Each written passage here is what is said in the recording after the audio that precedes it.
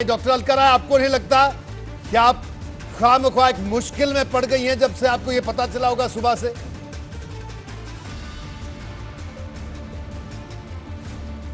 मत पूछिए, बस पागल नहीं हुई हूँ, इतना ही है। जी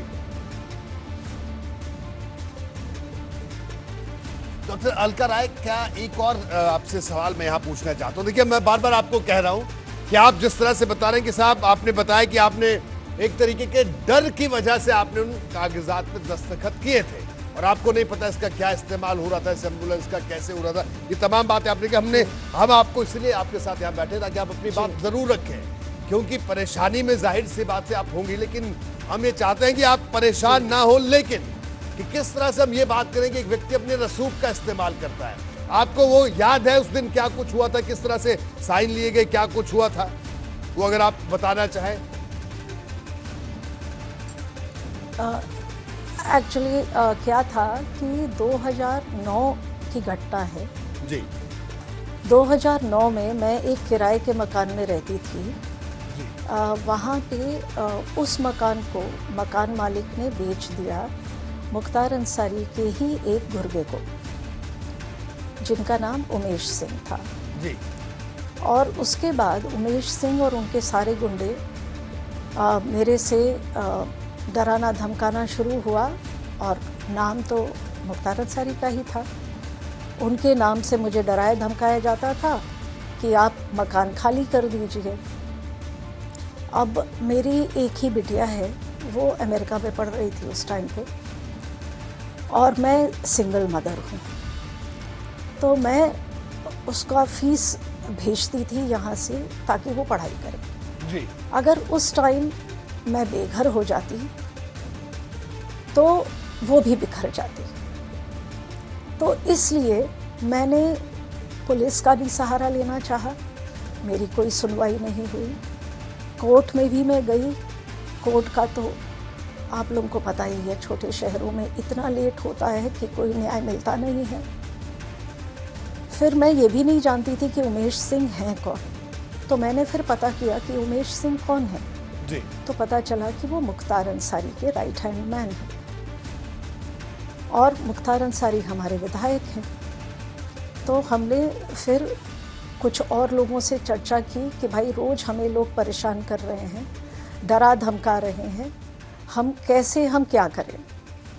तो उन लोगों ने फिर एक ही बार मेरा संपर्क हुआ और बात हुई है मुख्तार अंसारी से, और मैंने उनको ये सारी बातें बताई कि आपके लोग मुझे परेशान कर रहे हैं, मेरी बिटिया पढ़ रही है, मैंने ज़मीन ले लिया है, और इस मकान से मैं जैसे ही मेरा मकान तैयार होगा मैं शिफ्ट कर जाऊंगी। मुझे कुछ दिन की मोहलत आप लोग प्लीज़ दे दीजिए कि मैं अपना मकान भी मेरा बन जाए और मेरी बिटिया भी पढ़ जाए। और उस मोहलत को फिर मुख्तार अंसारी ने मुझे दिलवा दिया था, और शायद वो एम्बुलेंस का जो भी जिक्र किया था, जो भी कागज़ साइन किए थे, वो शायद वो मेरे सर से छत और मुझे बेघर नहीं करने की फीस रही होगी, लेकिन वो मैंने जनहित के लिए एक एम्बुलेंस के ऊपर दस्तखत किया था। मुझे नहीं पता ये बाराबंकी का कौन सा मसला है, और सुबह जब आपकी रिपोर्टर ने मेरे बारे में चर्चा की जी। तो ये बताया कि मैं डॉक्टर अलका राय हूँ, बाराबंकी रफ़ी नगर में रहती हूँ, और तो मैंने उसका एकदम खंडन किया था कि भाई मेरा बाराबंकी से कोई नाता ही नहीं है, मैं मऊ की रहने वाली हूँ, मऊ में अस्पताल चलाती हूँ, पिछले 19 साल से मऊ में हूँ, उससे पहले मैं दिल्ली में थी, और अपना जीवन व्यापन यहाँ पे कोशिश कर रही हूँ सर उठा के जीने के लिए।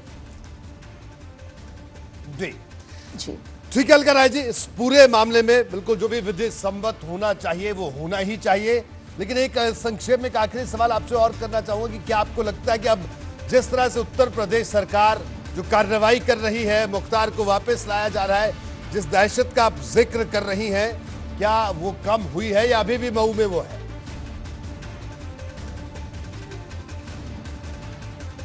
नहीं, अभी तो थोड़ा कम हुआ है, क्योंकि अब जो जितनी एजेंसीज हैं सरकार की जी, वो अब काम कर रही हैं और सरकार अपना काम कर रही है।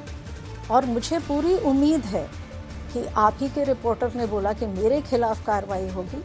मैं चाहती हूँ कि एकदम इसकी जांच हो, जी, सच्चाई तक सब लोग पहुँचे।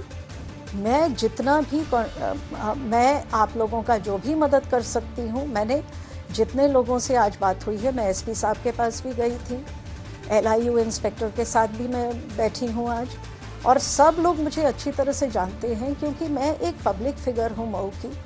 मऊ एक बहुत ही छोटा सा शहर है और पब्लिक में मैं जानी ही जाती हूँ जनसेवा के लिए।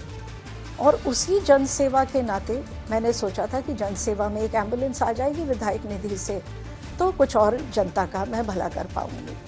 और जिसका प्रमाण आज मुझे पता चला है कि मुझे क्या क्या, अब पता नहीं और क्या क्या झेलना पड़ेगा।